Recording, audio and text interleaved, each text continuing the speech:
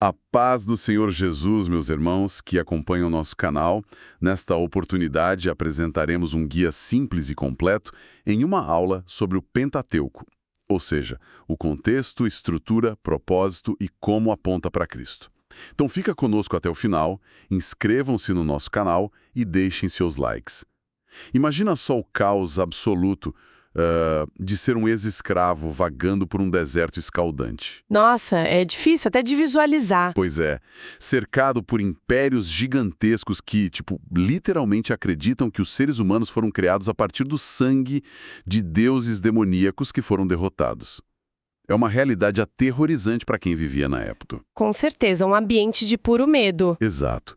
E hoje a gente vai mergulhar fundo e analisar como uma coleção de 5 livros antigos completamente reescreveu a história humana, sabe? E tirou o homem desse abismo. Não estamos falando de historinhas infantis. É a base de tudo. A paz do Senhor.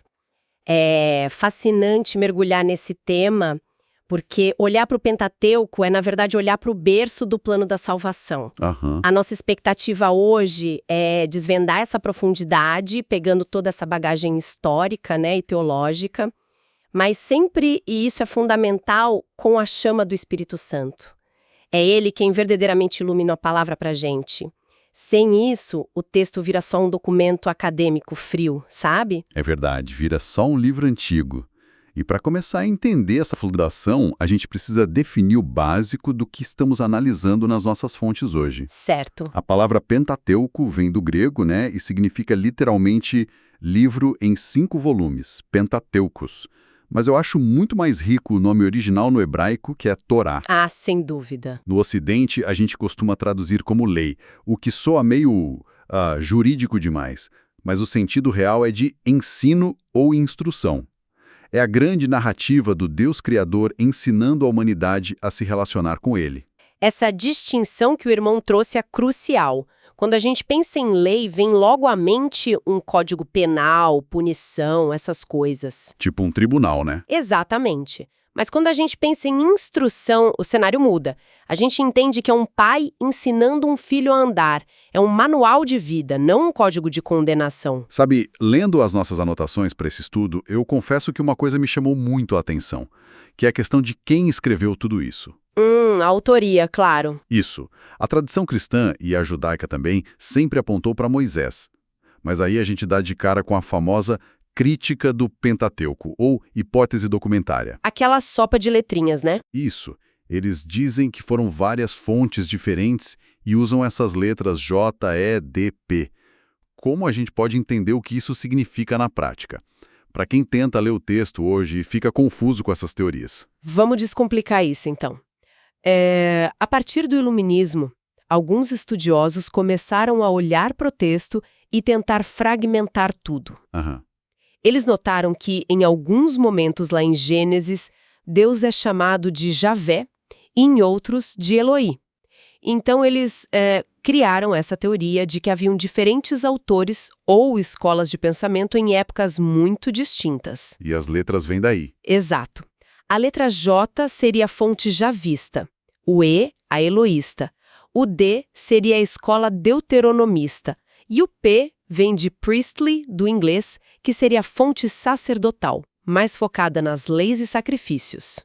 Entendi. A ideia desses críticos é que o Pentateuco seria uma espécie de colcha de retalho, sabe?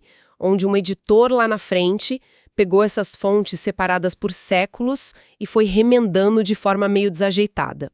Mas assim, é óbvio que houve algum nível de edição ou compilação no final das contas, certo? Digo, Moisés não teria como escrever o relato da própria morte lá no final de Deuteronômio 34 e depois dizer, e ele foi sepultado. Perfeito, nós não negamos isso. Editores posteriores, sob a providência divina, organizaram a forma final do texto. Certo. Mas essa fragmentação radical que a crítica sugere tenta destruir a inspiração do livro. Eles tentam provar que as histórias são invenções tardias, totalmente desconectadas da realidade de Moisés. Sabe, estudando isso, me vem à mente uma analogia. Imagina uma tapeçaria magnífica, uma verdadeira obra de arte que conta uma história linda. Gosto dessa imagem. Muitos desses críticos parecem gastar a vida inteira tentando desfiar essa tapeçaria. Eles puxam um fio e dizem: ah, esse fio vermelho é da fonte J, esse azul é da fonte P. Mas no final, ao ficarem com um monte de linhas soltas na mão, eles perdem completamente a visão da imagem que a tapeçaria formava. Nossa, essa analogia é fantástica. Porque o que realmente importa para a igreja não é ficar desfiando o texto para adivinhar quem segurou a pena em qual versículo. É perder tempo com o que não edifica. Exatamente. O que importa é contemplar a forma final e inspirada. Essa tapeçaria coesa que chegou até nós foi tecida e supervisionada pelo próprio Espírito Santo para transmitir a mensagem divina exata. Com certeza. Moisés é indiscutivelmente a base histórica e o autor do núcleo da obra. E o nosso foco tem que ser a mensagem que essa obra final transmite, não essas elucubrações acadêmicas que só tentam desconstruir a autoridade da Bíblia. Então, pegando esse gancho, se a obra final é o que importa, qual é a grande imagem dessa tapeçaria? Porque lendo as fontes, fica claro que o propósito do Pentateuco se resume em 3 grandes pilares: revelar o soberano, firmar a aliança e formar a nação. E todos eles apontam para uma única direção, né? Exato, apontam direito para a história da redenção. Gênesis revela quem é esse Deus soberano. Êxodo e Levítico firmam a aliança. Números e Deuteronômio preparam essa nação para entrar na terra prometida. E tudo culmina na promessa central de Deus dizendo: habitarei no meio deles. Essa frase é de arrepiar. Habitarei no meio deles. Causa um certo espanto, porque o Deus revelado em Gênesis é infinitamente majestoso. Ele cria o cosmos inteiro só com o poder da palavra.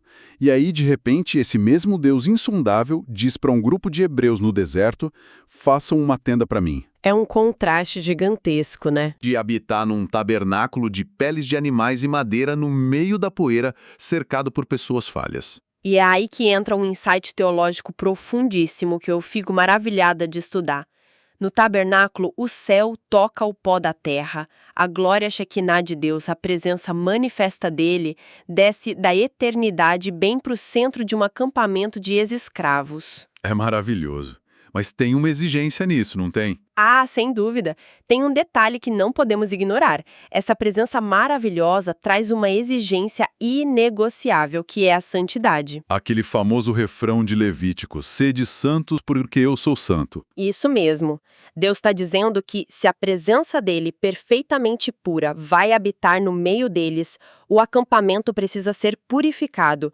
Não é que Deus seja intolerante, sabe? É que a santidade dele consome o pecado, igual o fogo consome palha seca. Faz todo sentido. Então, todos aqueles sacrifícios em Levítico não eram rituais religiosos vazios. Eles ensinavam de forma bem didática que o pecado gera morte e que o sangue inocente de um cordeiro era necessário para cobrir o culpado. Tudo preparando o ambiente para eles sobreviverem à presença do Altíssimo. E apontando para Cristo, claro. O tempo todo apontando para Cristo, o Cordeiro perfeito. E essa exigência de santidade acontecia no mundo real, né? Esse povo não estava numa bolha. Eles tinham acabado de sair do Egito, que era uma superpotência politeísta, e estavam marchando para Canaã, espremidos ali entre a Babilônia e a Mesopotâmia. Um cenário cultural bem hostil. Sim, toda a revelação do Pentateuco teve que dialogar e bater de frente com essas culturas paganas, certo? Redefinir radicalmente a visão de mundo daquelas nações. Ele usou formatos que o povo da época compreendia, mas injetou ali a verdade absoluta. Isso me lembra um ponto que os críticos sempre levantam. Eles pegam um mito babilônico, tipo Eno Mailish. Clássico. Pois é. Leem sobre deuses lutando, águas primordiais, e depois olham para Gênesis e dizem: a Bíblia é só uma cópia barata de mitos da Babilônia. Lendo as nossas fontes, fica evidente que isso é uma leitura muito superficial. Muito superficial. Como a gente explica a superioridade de Gênesis de uma forma bem simples para quem nos acompanha? O caos. A diferença está na essência, e ela é gritante. No Enuma Elish, a criação do mundo é resultado de uma guerra sangrenta e honestamente patética entre deuses limitados. É uma confusão. O deus Marduk assassina a deusa Tiamat, corta o corpo dela ao meio e usa o cadáver para fazer o céu e a terra. É um panteão decadente, puro caos e magia. Um horror. Em Gênesis não tem luta cósmica, não tem deuses rivais suando para criar o mundo. Tem apenas o Deus único, soberano, que fala e o universo obedece em ordem, harmonia e luz. E a diferença mais chocante para mim é o que esses textos dizem sobre nós, sobre o ser humano. Lendo os materiais, eu vi que, nesses mitos pagãos, o homem é criado a partir do sangue de um deus demônio derrotado. E a única função da humanidade era ser uma raça de escravos, Pois é, trabalhando até a morte para produzir comida para os deuses, porque eles eram preguiçosos. imagina o terror psicológico de viver numa sociedade que ensina isso desde que você é criança. Que você é feito de sangue amaldiçoado e não tem valor nenhum além do seu trabalho escravo. É a escravidão espiritual pura da antiguidade. Nossa. E aí vem Gênesis e joga isso por terra. O ser humano não é um escravo nascido do mal. Ele recebe a maior dignidade concebível, ser criado à imagem e semelhança do próprio Criador. Com fôlego de vida de Deus, né? E com o sopro de Deus. É uma declaração de liberdade que refutou completamente a miséria mental daquela época. Então Gênesis estabelece esse padrão cósmico maravilhoso, mas logo em seguida a Bíblia foca numa família só, Abraão, Isaque e Jacó. A grande narrativa se ancora na história humana real. O que muda tudo. E aqui entra algo fascinante nas nossas anotações, que é a arqueologia da era patriarcal. É incrível ver a arqueologia atuar como uma testemunha silenciosa para confirmar o que a Bíblia sempre disse. Ah, eu amo essa parte. Durante o século XIX e o início do século XX, muitos acadêmicos afirmavam categoricamente que as histórias de Abraão eram lendas inventadas 1000 anos depois. Diziam que os costumes narrados não faziam sentido nenhum histórico. Mas aí a arqueologia começou a cavar. E encontraram arquivos gigantescos de tábuas de argila em cidades antigas como Nuzi e Mari. Eu estava lendo sobre essas tábuas de Nuzi. Sinceramente, de início pareciam só contratos chatos e leis de propriedade. Parecem mesmo. Mas de repente as peças se encaixam. Tem aquela passagem em Gênesis, onde Abraão, já velho e sem filhos, diz que o herdeiro dele seria o servo, Eliezer. Pra gente hoje, isso soa muito bizarro. Mas as tábuas explicaram isso, não foi? Explicaram detalhadamente. Lá em Nuzi, descobriram que a adoção de um escravo fiel era uma prática legal super comum no 2º milênio antes de Cristo para casais sem filhos. Olha só. O servo cuidaria do casal na velhice, daria um enterro digno e, em troca, seria o herdeiro legal. Mas o contrato também dizia que se nascesse um filho biológico depois, esse filho natural assumiria a herança primária. Foi exatamente esse o cenário de Abraão, Eliezer e depois o nascimento de Isaque. E tem também o caso da Agar, né? O concubinato. Isso. As tábuas mostraram contratos de casamento dizendo que se a esposa principal fosse estéril, ela era legalmente obrigada a providenciar uma serva para o marido gerar um herdeiro. Era a lei da época. Exato, era o costume social exato daquele período. A precisão desses detalhes prova que quem registrou a história dos patriarcas conhecia intimamente a cultura do 2º milênio. Não foi alguém inventando história séculos depois, na época do rei Davi. É história autêntica. Sensacional. Avançando um pouco no tempo, essas famílias crescem, vão para o Egito, viram uma nação gigantesca e são libertas. E quando você tem uma nação de milhões de ex-escravos no deserto, você precisa de uma constituição, de leis. Naturalmente. A lei de Moisés frequentemente é comparada com códigos famosos, tipo o Código de Hammurabi ou o de Ejuna. Mas a diferença não está só nas regras, está em quem essas leis protegiam. O abismo moral entre a lei de Deus e as leis pagãs é gigantesco. Os códigos do Antigo Oriente Próximo foram criados para proteger o patrimônio, a propriedade privada e principalmente os ricos, as classes superiores. A lei de Moisés inverte essa lógica totalmente. O foco central não é o dinheiro, é a dignidade da vida humana e o cuidado com os oprimidos, sabe? O órfão, a viúva, o estrangeiro. Mas aí a gente precisa encarar com um questionamento espinhoso. Se a lei de Moisés focava na vida, por que existe a regra do olho por olho, dente por dente, em Êxodo 21, Alex Talionis? Para muita gente, isso soa como barbárie, como se Deus estivesse incentivando vingança. É muito fácil a gente olhar para isso com as nossas lentes de hoje e achar absurdo. Mas precisamos entender o contexto do mundo antigo. Lá, a vingança era desenfreada e totalmente desproporcional. A lei do mais forte. Se alguém pisasse no seu pé, você arrancava a perna da pessoa. Basicamente isso. Se você num acidente quebrasse o braço de um nobre, ele não ia só quebrar o seu braço. Ele ia te matar, escravizar a sua família e tomar as suas terras. A Lex Talionis não era um incentivo à vingança. Era um limitador de danos. Ou seja, a punição jamais poderia ultrapassar o dano causado. Exatamente. O dano para ali. É a instituição da justiça equitativa. E tem um exemplo maravilhoso para contrastar isso, que é o caso do boi matador. Nossa, eu acho esse exemplo fantástico. Explica pra gente como esse caso aparece na lei pagã de Eshnuna e depois na Bíblia em Êxodo. Imagina a situação. Um homem tem um boi que já tem costume de chifrar as pessoas, ele é avisado, não prende o bicho e o boi acaba matando alguém. Certo. Se matasse um escravo, pagava menos prata. A vida humana tinha uma etiqueta de preço. Era um cálculo financeiro. Uma vida valia só o dinheiro que o dono tinha para pagar a multa. Isso. Agora veja a lei de Moisés para a mesma situação em Êxodo. Se o boi matasse alguém por negligência do dono, não importava se a vítima era príncipe ou escravo, a vida humana era tão sagrada por carregar a imagem de Deus que o dono negligente recebia pena de morte por homicídio culposo, a menos que a família aceitasse um resgate. É uma virada impressionante. A lei de Deus elevou o valor da vida acima de qualquer posse. Deu dignidade inigualável aos pobres. De arrepiar. E toda essa lei não era só um código civil frio. Era o documento de uma aliança, quase um contrato de casamento entre Deus e o povo.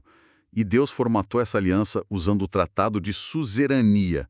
Como era isso? O Tratado de Suzerania era o acordo político mais comum da época. Um grande rei, o suzerano, firmava um pacto com reinos menores, os vassalos. Tinha um formato padrão. Começava com um preâmbulo, tipo, eu sou o rei fulano. Depois um prólogo histórico, lembrando tudo de bom que o rei já fez. Depois as estipulações, que eram as regras. E terminava com bênçãos para obediência e maldições para rebelião. Que é exatamente a estrutura de Deuteronômio. Exatamente. O grande rei do universo se curva e usa a linguagem diplomática que eles conheciam para estabelecer seu pacto de amor inquebrantável. Ele estava dizendo, eu sou o seu suzerano definitivo. E dentro dessa lógica militar e política, tem um detalhe no livro de Números que me deixou impressionado. A organização do acampamento das 12 tribos. Elas formavam uma enorme cruz ao redor do tabernáculo.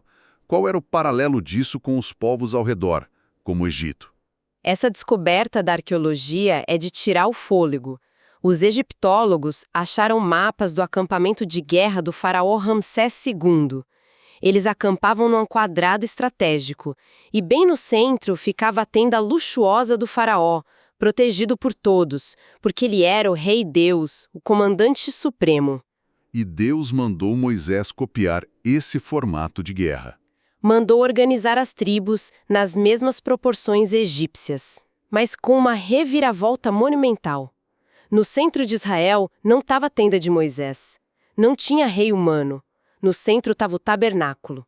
Deus pegou o símbolo do poder egípcio e disse: o supremo comandante deste exército sou eu. Ele marchava no meio deles. Incrível. Sintetizando toda a nossa análise, a gente viu a majestade de Gênesis esmagando os mitos, as tábuas confirmando os patriarcas, a lei defendendo a vida e esse acampamento liderado pelo próprio Deus.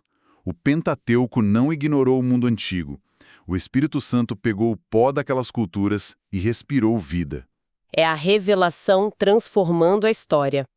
Deus corrigiu as visões degradantes. Mais do que ditar regras, ele armou uma tenda na poeira para dizer que o Criador quer habitar conosco. Ele transformou escravos num sacerdócio santo, preparando o caminho para o Messias. O que nos leva a um pensamento provocativo. Quando testaram Jesus para resumir toda a complexidade da lei, ele não citou como sacrificar um animal. Não, de forma alguma. Ele foi direto ao coração. Ele resumiu tudo com Deuteronômio 6 e Levítico 19. Amar a Deus sobre tudo e ao próximo como a ti mesmo. Amor e santidade. O resumo perfeito de todo o Pentateuco. E a pergunta inevitável que fica para quem ouve a gente hoje é: se tudo apontava para santidade e amor prático, como estamos vivendo esse amor nas nossas congregações e lares? Hoje, sendo nós o tabernáculo do Espírito Santo, será que as pessoas olham para o nosso acampamento e veem o Supremo Comandante reinando no centro de tudo? É uma reflexão para levarmos para a vida toda, que possamos ser habitações santas e cheias de amor. Continuando o nosso estudo, o tópico seguinte vai tratar sobre a síntese dos 5 livros do Pentateuco.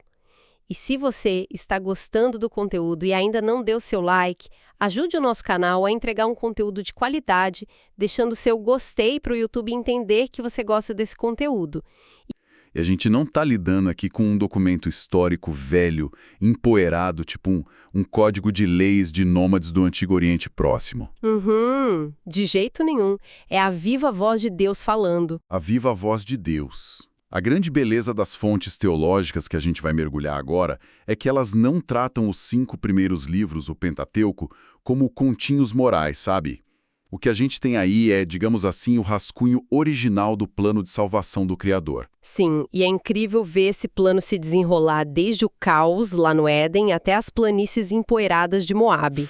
Pois é, a gente vê a revelação de um Deus que pura e simplesmente se recusa a abandonar a obra que ele mesmo criou. Sem entender essa base da lei e da aliança, todo o resto da Bíblia, até mesmo a cruz lá no Novo Testamento, acaba parecendo uma solução tirada da cartola. Fica sem sentido, né? Isso leva a gente direto para a nossa primeira grande questão, que é a rota da revelação. Porque para entender os livros um por um, a gente tem que olhar a floresta inteira antes de focar na árvore. Com certeza, ter a visão macro da coisa. Isso. Eu gosto de pensar no Pentateuco como se fosse uma grande estrada mesmo. Mas aí vem a pergunta, por que construir uma estrada tão longa? Como é que essa obra consegue traçar um caminho que sai de uma humanidade totalmente caída, traumatizada, até formar um povo superestruturado aos pés do Monte Sinai? É uma excelente pergunta. Né? Porque, por que Deus simplesmente não estalou os dedos e consertou tudo no dia seguinte à queda? Essa é a questão central. E a resposta teológica para isso, que os autores deixam muito clara, é a ideia da revelação progressiva.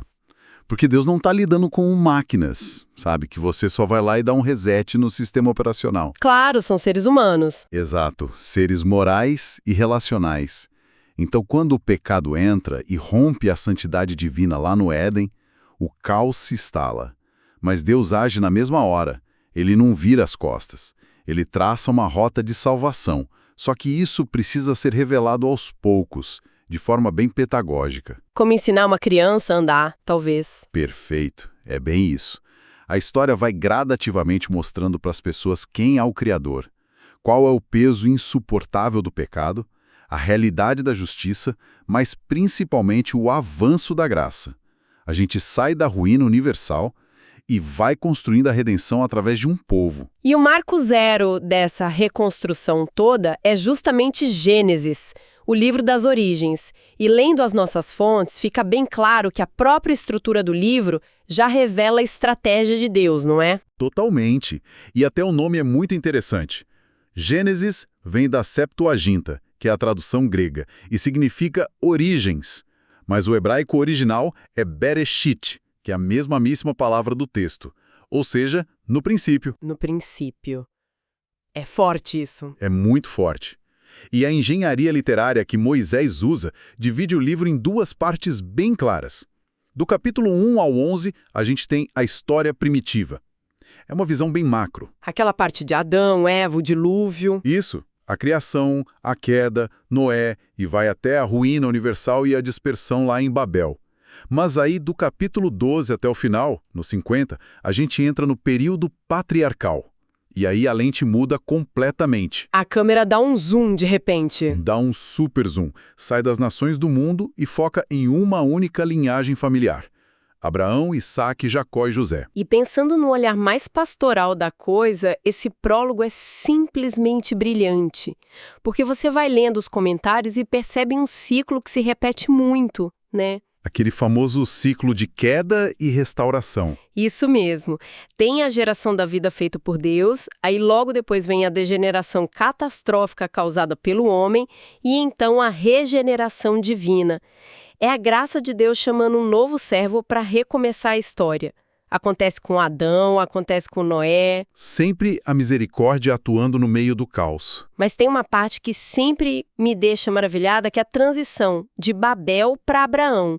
Porque a gente tem toda aquela humanidade espalhada e, de repente, o universo inteiro se estreita para uma única tenda de nômades vivendo lá em Ur dos Caldeus. É uma mudança drástica de cenário. Muito drástica. É como se fosse a física de uma lupa mesmo, sabe? Quando a gente pega aquela luz difusa do sol e concentra num ponto bem minúsculo até fazer pegar fogo, é a mesma coisa. Mas a dúvida que sempre fica é, por que o Criador do cosmos decide estreitar toda a história humana só numa famíliazinha no meio do deserto? Olha, essa analogia da lupa é sensacional. E a resposta estrutural que os teólogos dão para isso está na repetição de uma palavra hebraica muito importante, toledot, que significa basicamente gerações ou história familiar. Ah, sim, aquelas listas genealógicas que às vezes a gente passa meio rápido na leitura. Exatamente essas listas. Gênesis funciona literalmente como um funil literário. O texto repete, estas são as gerações de 10 vezes. Começa lá no alto do funil, grandão, os céus e a terra. Aí desce para a linhagem de Adão. Vai afunilando. Vai afunilando. Foca em Noé, depois nas 70 nações depois do dilúvio, desce para a linhagem de Sem, até que o funil chega no bico dele, que é Terá, e o filho dele, Abraão. Nossa, que visão incrível dessa estrutura. É muito intencional. O problema que exigiu esse funil foi Babel. Lá em Babel, a humanidade inteira virou as costas e disse que ia fazer um grande nome para si mesma. Foi o ápice do orgulho. A arrogância total do homem. Isso. Aí qual é a resposta de Deus? Ele escolhe um homem idoso, vivendo numa terra idólatra, e diz para ele que fará dele uma grande nação e engrandecerá o nome dele. O problema universal do pecado precisava de uma solução particular da graça divina focada num ponto só. Para poder proteger a linhagem da semente prometida, que lá na frente a gente sabe que é Cristo. Perfeitamente. A lupa de Deus focando para acender a chama da redenção. Sensacional. Então, a lupa focou, o fogo acendeu e essa família foi crescendo. Passam-se os séculos e quando a gente abre o próximo livro, aqueles 70 nômades que desceram para o Egito se multiplicaram absurdamente, viraram uma nação gigantesca. E uma nação escravizada, infelizmente. Pois é, esse é o grande problema. O funil gerou o povo, mas agora eles estão sendo esmagados. Tem mentalidade de escravos. E aí o desafio é como arrancar milhões de pessoas debaixo da bota do império mais poderoso da época. É aí que a gente entra no livro de Êxodo. O livro da redenção. No original hebraico, o nome é Shemot, que significa nomes, porque o livro começa justamente ligando os nomes dos filhos de Jacó àquela multidão imensa que se formou. E o nome Êxodo veio depois, né? Sim, vem do grego e indica a saída. Mas olha, uma coisa que os comentários destacam muito é que o grande clímax desse livro não é só um triunfo geopolítico, não é só sair do Egito fisicamente. Tem uma revelação muito maior aí. Muito maior. A grande revelação teológica de Êxodo é a identidade de quem está libertando aquele povo. É lá na sarça ardente que Deus se encontra com Moisés e se apresenta pelo seu nome pactual, o grande Eu Sou, Yahvé. O Javé. Isso, o Deus que tem a existência em si mesmo, o Deus pactual de Israel que tem o poder absoluto de quebrar o curso da história humana para intervir. E entender isso muda toda a forma como a gente enxerga aquele embate com o faraó.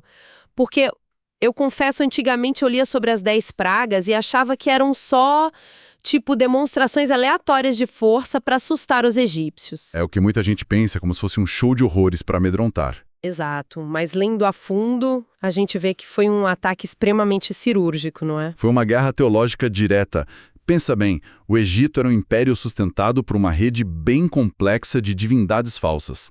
Cada elemento da natureza tinha um deus. Tudo era deificado por eles. Tudo. Então, quando Deus transforma a água do rio Nilo em sangue, ele não está só sujando a água, ele está humilhando Hapi, que era o deus egípcio do rio. Quando ele traz aqueles dias de trevas absolutas, ele está literalmente esmagando Ra, o deus Sol, que era a divindade suprema. Uau! Ele está provando que ele é o único. Provando cabalmente. Ele dizia para o panteão egípcio e para Faraó que Yahweh é absoluto e não tem rivais. E aí, depois dessa demonstração inquestionável de poder, o povo finalmente sai. Mas a saída, a liberdade deles não era o destino final. Eles não saíram para ficar vagando no deserto fazendo o que desce na telha, né? De jeito nenhum. A liberdade tinha um propósito geográfico e também espiritual muito bem definido. Que era o Monte Sinai. Porque a redenção verdadeira não é só sair do Egito, é sair do Egito para pertencer a Deus. E aí a gente esbarra num conceito muito fascinante que os estudiosos trazem, que são os tratados de suzerania e vassalagem.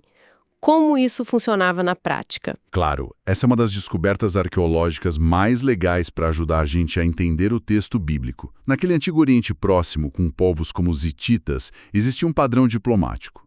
Quando um rei muito poderoso, o suzerano, conquistava ou salvava um povo mais fraco, o vassalo, eles faziam um contrato formal. Um tratado político mesmo. Um tratado. E tinha um formato super específico.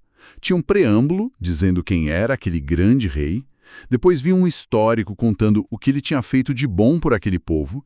E só então vinham as regras, as leis do acordo. Que é exatamente a estrutura dos 10 mandamentos. Exatamente. Deus pega essa forma jurídica que a cultura da época já conhecia e usa para se comunicar com eles. Só que ele inverte a lógica do tirano. No Sinai, Deus diz, eu sou o Senhor teu Deus. Esse é o preâmbulo. O grande rei se apresentando para o povo. Isso. Aí ele fala que te tirei da terra do Egito, o prólogo histórico. E só depois ele entrega a lei moral, o decálogo.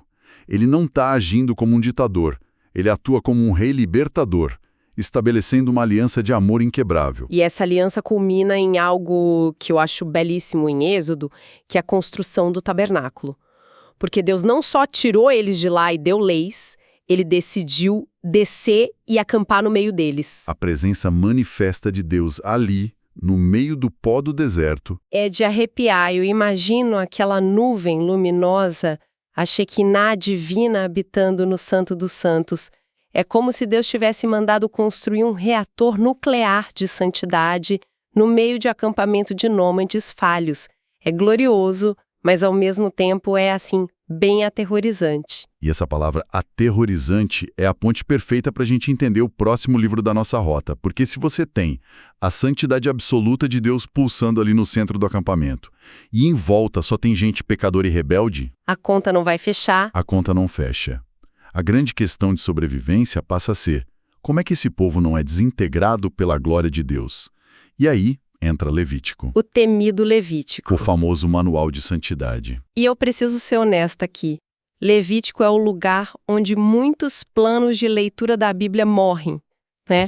A pessoa começa super animada em Gênesis, passa por Êxodo, mas quando chega ali, trava. É muito sangue, muita regra de pureza, mofo na parede. Muita lei de alimentação, fica parecendo um matadouro da antiguidade misturado com vigilância sanitária. Como que a gente consegue olhar para isso tudo e extrair a graça de Deus? Para extrair esse ouro, a gente precisa olhar para o nome original do livro no hebraico, o Aikra, que significa "e ele chamou". É Deus chamando Moisés de dentro do próprio tabernáculo. O tema central ali não é a regra pela regra, é a santidade de Deus. Sede santos porque eu sou santo. Exatamente. Para eles poderem sobreviver perto daquele reator nuclear, como você bem disse, eles precisavam de uma espécie de traje de proteção. E a pureza era esse traje. Uma pureza que englobava praticamente tudo na vida deles. Tudo. Saúde física, alimentação, comportamento moral. Mas o antídoto principal, o coração do livro, está em Levítico 17, versículo 11. Deus diz que a vida da carne está no sangue, e é o sangue que faz expiação pelas almas. E eu acho fundamental a gente fazer um contraponto pastoral aqui. Porque existe aquele mito de que o Antigo Testamento, principalmente livros como Levítico, é um peso morto cheio de regras negativas. Uma visão de um Deus só punitivo, né? O que é um erro teológico enorme. Sim. Porque a santidade que ele estava ensinando ali não era só o que a pessoa não podia fazer. Era ele instruindo um bando de ex-escravos a se tratarem com dignidade, tinha regra para cuidar do pobre, para deixar comida nas bordas do campo para quem tivesse fome. Justiça social da mais pura. Regras para não enganar no comércio. Então, a santidade era a saúde daquela comunidade. Mas e quando alguém escorregava? Qual era o caminho de volta? Como restaurar a comunhão com esse Deus que exige uma perfeição moral tão alta? Aí a gente entra na arquitetura da adoração. O sistema de sacrifícios tinha o holocausto, a oferta de manjares, a oferta pacífica, pelo pecado e pela culpa. E a gente tem que tentar imaginar a visceralidade disso na prática do dia a dia. Devia ser muito impactante para o israelita. Demais. Imagina, o sujeito pecava. Ele não podia só fazer uma oração silenciosa e achar que estava tudo certo. Ele tinha que pegar um animal perfeito do rebanho dele, que tinha um custo alto. Ele sentia o peso no bolso também. Sentia no bolso. Levava o animal até a porta da tenda e, detalhe, não era o sacerdote que matava. Era a própria pessoa. O pecador tinha que colocar as duas mãos sobre a cabeça do animal. Uma transferência de culpa ali simbolicamente. Isso. Ele sentia a vida do bicho pulsando, respirando debaixo das mãos dele. E ele mesmo, com as próprias mãos, imolava aquela criatura inocente. Era chocante de propósito. Nossa, era para a pessoa realmente sentir o horror que é o pecado diante de um Deus santo. O salário do pecado é a morte. A santidade divina não aceita que se varra sujeira para debaixo do tapete. O pecado exige um pagamento real. Mas ao mesmo tempo, olha que maravilha, ensinava a grandeza da graça divina. Deus aceitava um substituto. A justiça era satisfeita mediante a substituição. É a representação física de que Deus decidiu descer para purificar o povo. E, pedagogicamente, toda essa liturgia de sangue prefigurava o sacrifício perfeito que viria séculos depois. O Cordeiro de Deus subindo na cruz. Que elo sensacional. Então, eles têm o traje de proteção, a lei moral foi dada, o tabernáculo está armado e o sistema de sacrifícios garante que eles possam caminhar com Deus sem serem consumidos. Tudo pronto para marchar para Canaã. E aí a gente vira a página para Números e tudo desmorona. Desmorona feio. E mais uma vez o nome original em hebraico é muito melhor. Bemidbar, que quer dizer no deserto. Bem mais profundo que a ideia grega de números e censos. Descreve a realidade nua e crua do livro, a agonia de estar lá. Exatamente. Porque o livro mostra a brutal realidade do que acontece quando aquela pureza toda que estava no papel é testada sobre a pressão de um ambiente totalmente inóspito. E o contraste teológico aqui é uma dor na alma. O plano original de Deus era extremamente direto e simples. Sair do Sinai, caminhar uns dias até Cades Barneia e entrar na terra que tinha sido prometida a Abraão. Era uma viagem curtíssima. Muito curta. Mas aí acontece o grande desvio.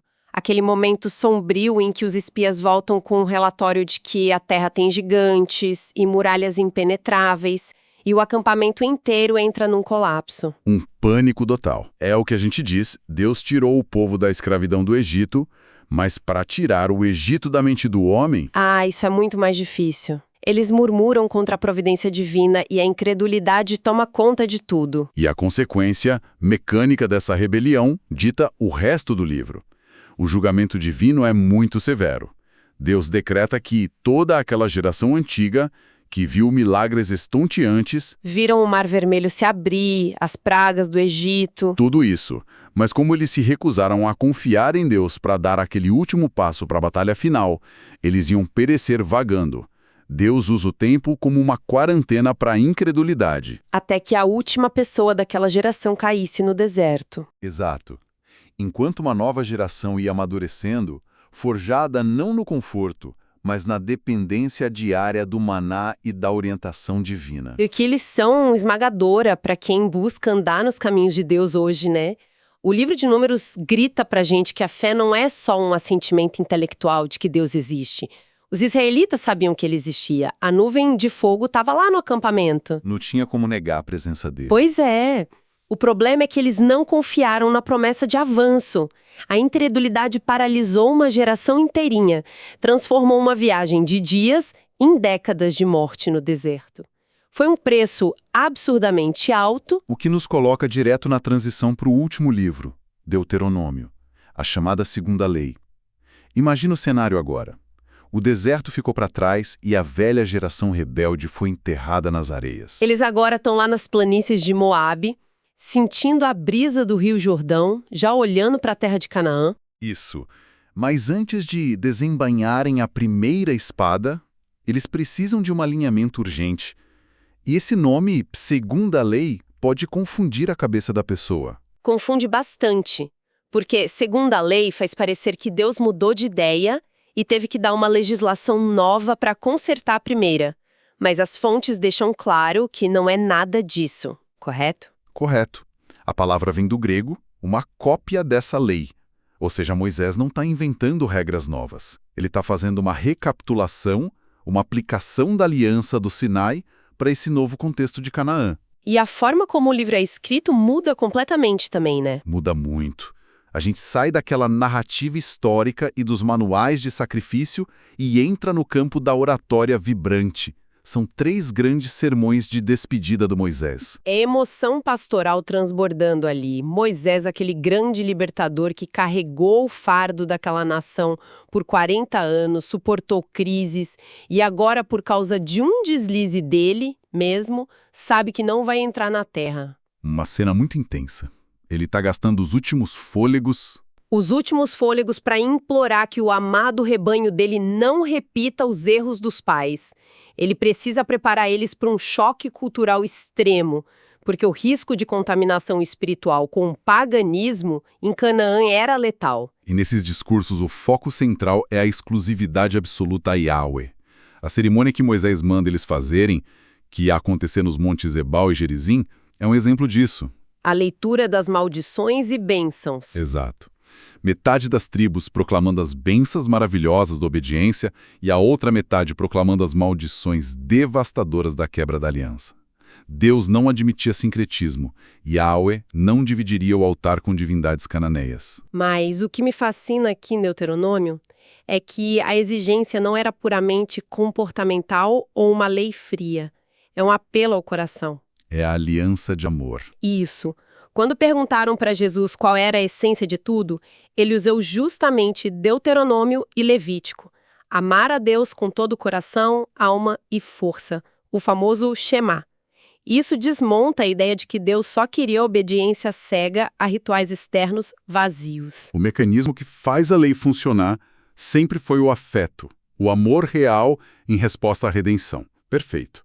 E acho que agora, chegando nesse ponto de clareza, a gente pode traçar a nossa matriz de síntese literária e teológica de tudo que vimos. Vamos lá, para amarrar os 5 rolos num pacote só para quem nos ouve. Se a gente olhar o mapa inteiro, começamos com a origem do problema em Gênesis.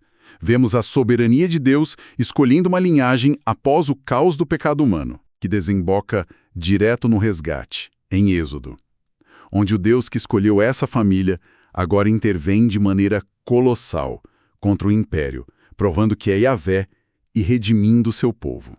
E para esse povo liberto conviver com o próprio Deus, temos as regras de engajamento, que é Levítico. A santidade sendo a proteção amorosa baseada na pureza e no sacrifício de sangue. Porém, a teoria precisa ser vivida. E a vivência acontece em números. A peregrinação, o laboratório da fé, onde a mentalidade de escravo demorou mais para ser curada do que as marcas físicas, trazendo o teste e a disciplina de Deus. E por fim a renovação, o último aconselhamento em Deuteronômio. A velha falha fica para trás e a nova geração é chamada a colocar o coração na aliança antes de botar os pés na terra prometida. É um manual completíssimo. Criação, resgate, purificação, disciplina e renovação do propósito. E a consistência disso tudo mostra que o cristão hoje não pode tratar o Pentateuco como um prefácio chato que se pula para chegar na parte boa da Bíblia. De forma alguma. É o alicerce vivo.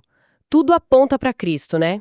A rocha, o cordeiro, a arca, a sombra de Jesus está em toda a Torá. Em todo lugar.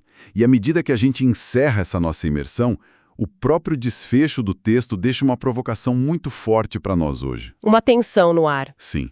Pensa bem na última cena de Deuteronômio. Moisés morre, sepultado pelo próprio Senhor, sem nunca pisar na terra. O livro acaba com a nova geração acampada na margem oriental do Jordão, apenas contemplando a promessa. O Pentateuco termina em espera, não em consumação. E se a gente pensar bem, não é exatamente essa a nossa condição hoje? Nossa, faz todo sentido. O crente vive exatamente nessa margem. Nós habitamos a margem, entre a salvação que já ocorreu lá no passado, na cruz, e a glória que ainda vai ser revelada no futuro. A gente ainda não cruzou o nosso Jordão final. E a única coisa que nos orienta nesse terreno hostil, aguardando a consumação, é a mesma que orientou aquela geração. A palavra, o testemunho seguro da aliança deixado nas nossas mãos. Exatamente. A grande pergunta que ecoa desde as planícies de Moabe até o coração de quem ouve isso agora é o que a pessoa fará com a revelação que lhe foi confiada durante a sua peregrinação. É uma reflexão profunda que cada um de nós leva para a própria vida. E assim, concluímos mais uma parte fundamental da nossa caminhada por essas riquezas bíblicas. Continuando o nosso estudo, vamos falar agora sobre a revelação de Jesus Cristo no Pentateuco, ou seja, como o Messias é apresentado de forma oculta na poeira, nos símbolos e nas leis do Pentateuco. Nossa, e como a gente ama esse tema, né? É o que eu sempre digo, vamos desempacotar isso, porque quando a gente olha para a Torá, para os 5 primeiros livros, a gente vê aquele fio vermelho costurando tudo, sabe? Tipos bíblicos, as teofanias, que são aquelas aparições de Deus, e profecias super ocultas. Exatamente. E para quem está nos acompanhando, é fundamental entender esse fundamento teológico, né? A revelação de Deus, ela é progressiva, ele não improvisou. Não foi um plano B. De forma alguma. A redenção já estava planejada antes da fundação do mundo, como João fala lá em Apocalipse 13, versículo 8. Então, o Antigo Testamento, ele não é só um livro de histórias infantis ou fábulas. Com certeza não. Ele é um ensaio geral da salvação, é a planta baixa do que Deus ia fazer. E o lugar perfeito para a gente começar a ver essa promessa é logo no Éden, né? Na queda, Gênesis 3, porque o cenário ali é de destruição total da comunhão, mas no meio do juízo a gente tem o proto-evangelho. O primeiro evangelho, né? Isso. A primeira boa nova, Gênesis 3:15, a semente da mulher esmagando a cabeça da serpente. E olha só que detalhe tremendo. Biologicamente, a mulher não tem semente, né? O homem que tem. Exato. Então isso já aponta de uma forma cirúrgica para a concepção virginal de Jesus. O Messias nasceria de uma mulher sem participação humana masculina e esmagaria o mal, mas sofreria o dano no calcanhar, que é a cruz. Profundo demais. E aí logo em seguida a gente tem o contraste em Gênesis 3:21. Adão e Eva tentam cobrir a nudez deles, a vergonha do pecado, com folhas de figueira. A religião humana, né? Perfeito, é o esforço humano. A religião fabricada pelo homem que no dia seguinte seca e cai. Não resolve o problema do pecado. Mas aí Deus vem e faz túnicas de pele para eles. Nossa, e para ter pele teve que ter morte. Aí que tá, o primeiro sangue derramado na história da Terra, um animal inocente morrendo para cobrir a vergonha dos culpados. É o princípio da substituição, já no Éden. Aquele sangue aponta direto para Cristo nos cobrindo com a justiça dele, como Paulo fala em 2 Coríntios 5:21. E se a gente seguir esse fio vermelho do sangue da promessa, a gente chega no Monte Moriá. Gênesis 22. Isso. E aqui é que a coisa fica realmente interessante, sabe? Abraão é chamado para sacrificar Isaac, o filho único, o filho amado. Isaac sobe a montanha carregando a lenha nas costas. A lenha do próprio sacrifício. Exato. É um eco inegável da cruz do Calvário. E no final, Deus provê um carneiro preso pelos chifres. O Senhor proverá, né? Jeová Jiré. E no mesmo local, na mesma cadeia de montanhas onde Jesus seria crucificado séculos depois. Tremendo. Mas, antes de Moriá, tem um encontro misterioso no capítulo 14 que a gente não pode pular. Abraão encontra Melquisedeque. Rei de justiça e rei de paz. Isso. E o que ele traz para Abraão? Pão e vinho. Uau! A ceia. Milênios antes. E a genialidade do Espírito Santo em inspirar o texto é que Melquisedeque aparece sem genealogia. No mundo antigo, a genealogia era seu currículo. Especialmente para os sacerdotes, né? Exatamente. Mas o texto oculta isso de propósito para fazer dele um tipo do sacerdócio eterno de Cristo que não tem fim. Uma prefiguração cristalina. É muito perfeito. E se a gente for falar de esboço perfeito, a gente tem que falar de José do Egito. Ah, sem dúvida. O paralelo é emocionante. Pensa bem, a semelhança é absurda. José é o filho amado do pai, ele é rejeitado pelos próprios irmãos, é traído por moedas de prata. 30 moedas no caso de Jesus, né? Isso. E José desce ao poço, que tipifica a morte, mas depois ele é exaltado ao trono do Egito para quê? Para ser o salvador do mundo daquela época e o salvador dos irmãos que traíram ele. É a pura graça. Graça pura. Ele não se vinga, ele dá um banquete. Mas, como pastores, a gente tem que pontuar que José foi só um rascunho, né? Ele salvou a família da fome biológica. Mas Jesus, o nosso verdadeiro Salvador, ele nos salva da morte eterna. Amém, glória a Deus por isso. E aí essa família de José cresce, né? Vira uma nação no Egito e acaba escravizada. O que nos leva ao êxodo e à libertação. A Páscoa. A Páscoa, e olha a mecânica da salvação lá em Êxodo 12.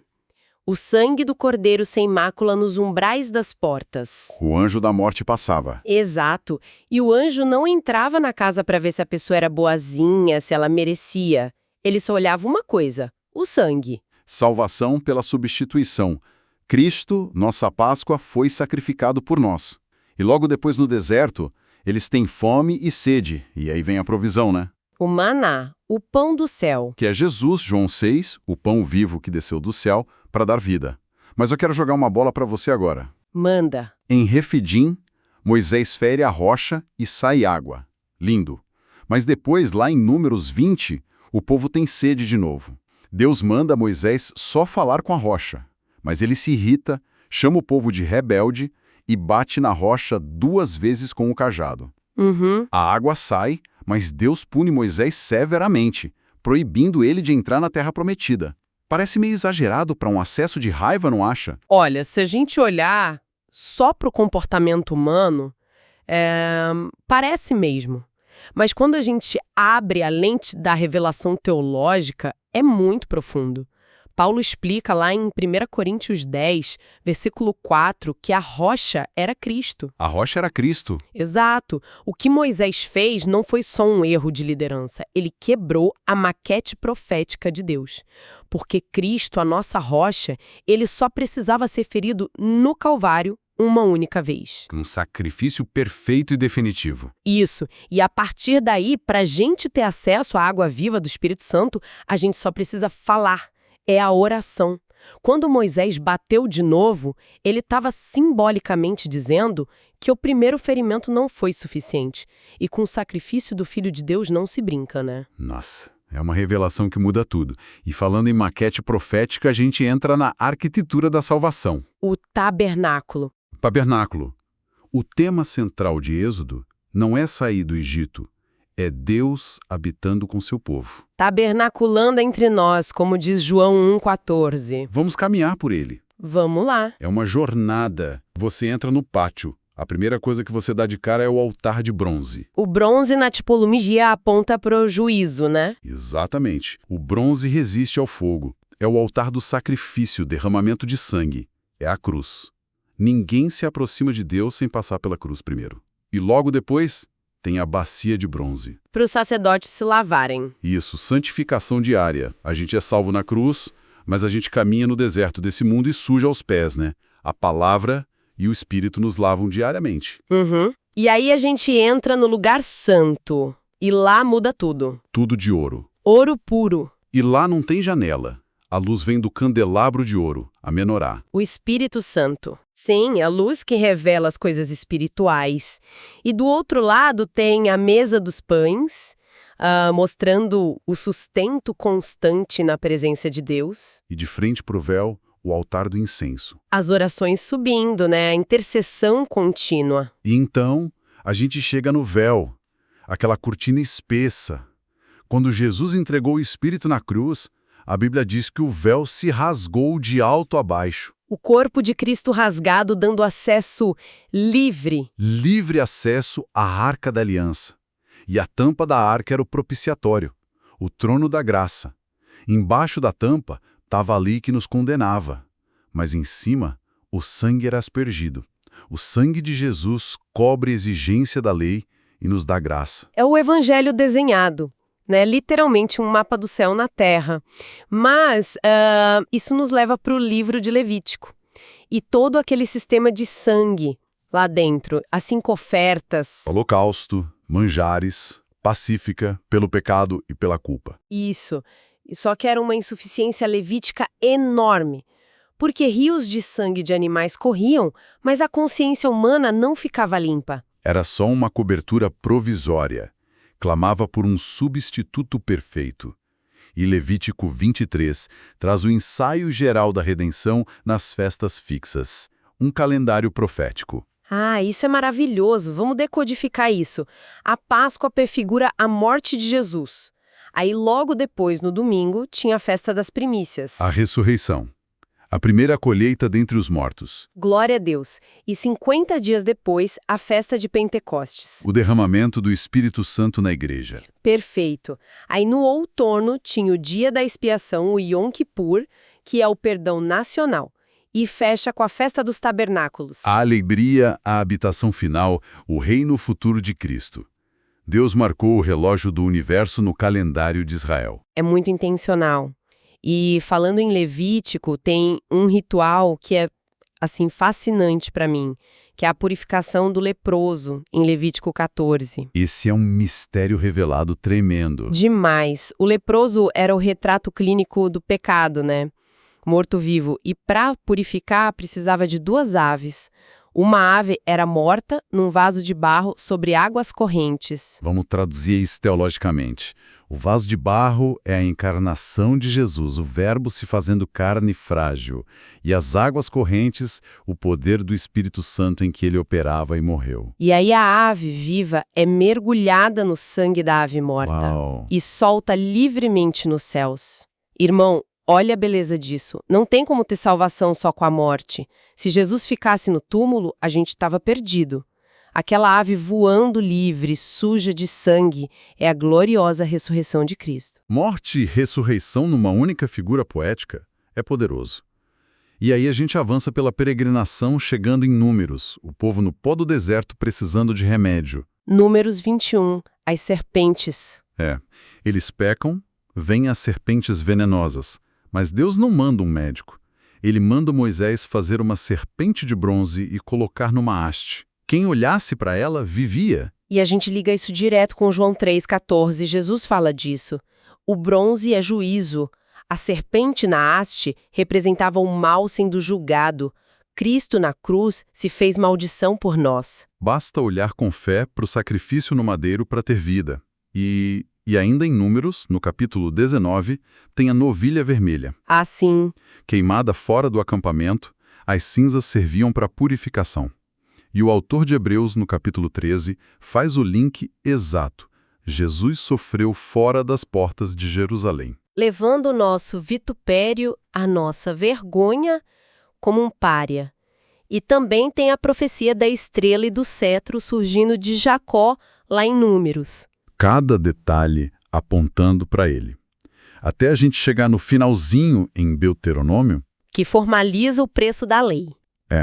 o profeta semelhante ao Moisés, prometido no capítulo 18. E a famosa maldição do madeiro, né? Deuteronômio 21, 23. Isso. Maldito todo aquele que for pendurado no madeiro. O Cristo inocente absorveu essa maldição de Deuteronômio de forma voluntária por amor a nós. Ele cumpriu toda a exigência legal. Então, o que tudo isso significa no final das contas? Significa uma conclusão pastoral muito contundente. O Pentateuco prova, sem deixar sombra de dúvida, que Jesus Cristo nunca, nunca foi um plano B. De jeito nenhum. Ele não é uma invenção do Novo Testamento. Todo aquele sistema cerimonial, a fumaça, o sangue, as arquiteturas, clamavam urgentemente por um substituto celestial. A substância de todas essas sombras é o próprio Cristo. É ele. A Bíblia inteira pulsa com o nome de Jesus, né? Basta ter os olhos do Espírito Santo para conseguir ler. Exato. E eu deixo um pensamento provocativo para quem está nos ouvindo refletir. Se Deus teve o cuidado extremo de desenhar cada tábua do tabernáculo, calcular cada gota de sangue, orquestrar cada milagre no deserto, só para apontar para a majestade do seu Filho, qual deve ser o nível da nossa reverência e da nossa entrega diante desse Cordeiro hoje? Uau! Maravilhoso! Se você gostou desse vídeo, compartilhe com outro estudioso da palavra, salve em sua playlist e deixe nos comentários se você gostaria desse tipo de conteúdo para cada livro da Bíblia. Que Deus continue abençoando sua vida.